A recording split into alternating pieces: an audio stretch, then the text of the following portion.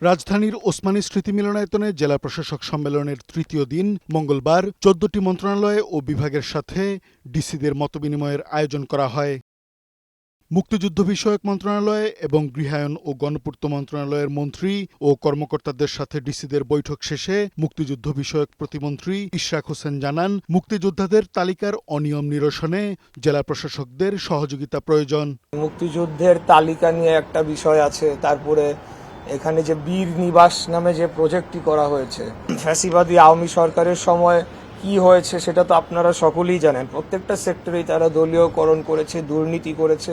এই দুর্নীতি বা এই অনিয়মগুলার আগামীতে আমরা সেগুলা সুষ্ঠু তদন্ত করব।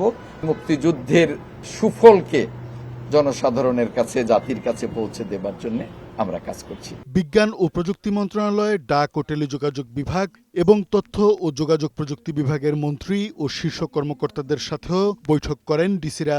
তথ্য প্রযুক্তি খাতে সরকারের পরিকল্পনা বাস্তবায়নে গুরুত্ব দেন মন্ত্রী ফকির মাহবুব আনাম। বিকেলে জেলা প্রশাসকরা সুপ্রিম কোর্টে প্রধান বিচারপতির সাথে দেখা করতে যাবেন।